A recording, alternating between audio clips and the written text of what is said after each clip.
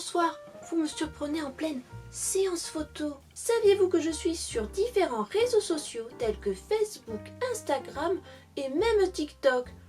Une vraie pin-up moderne.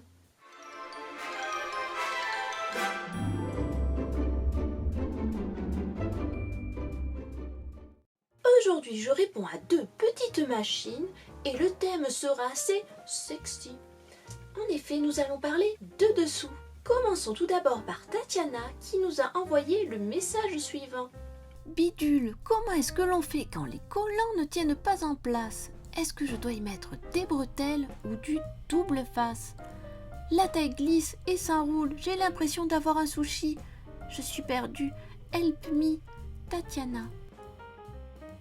Chère Tatiana, je ne peux comprendre que votre détresse. Qui a envie de ressembler à un sushi? Personne. Il est vrai qu'à l'époque de la standardisation, il peut être difficile de trouver des collants à sa taille. Mais des bretelles, laissons-les à ces messieurs. Avez-vous essayé avec une fine ceinture? De même que le scotch bleu face, bien que tout à fait ingénieux, n'est pas d'une grande fiabilité. Un coup de chaud est vite arrivé et ouf, tout se retrouve en bas des pieds. Pourquoi ne pas revenir aux anciennes méthodes qui ont fait ses preuves, comme une bonne paire de bas et un joli porte-jartel, tellement plus ayant qu'une paire de collants, et vous ne finirez pas votre journée comme un vieux maquis. Maintenant, abordons la question d'une certaine baronne qui souhaite, malgré tout, garder l'anonymat.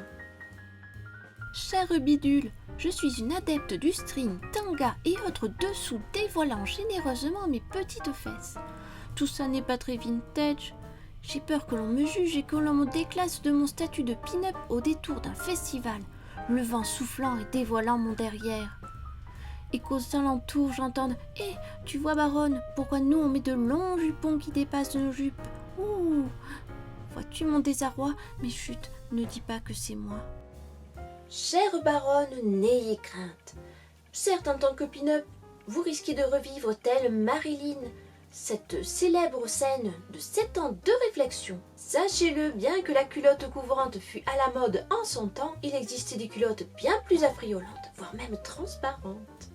N'oublions pas non plus ce don que possèdent de nombreuses pin-up, celui de perdre facilement sa culotte. Un fléau dont on ne parle pas assez. Alors, si vous préférez vivre fesses au vent, ne culpabilisez pas et profitez de ce petit plaisir innocent. Et si quelques indélicates personnes venaient à s'en plaindre, donnez mes coordonnées à ces petits jupons. Voilà, j'espère avoir répondu à ces charmantes machines. Si vous aussi avez besoin de mes conseils, n'hésitez pas à me contacter. C'était Bidule Von Machin. À bientôt pour de nouveaux conseils rétro.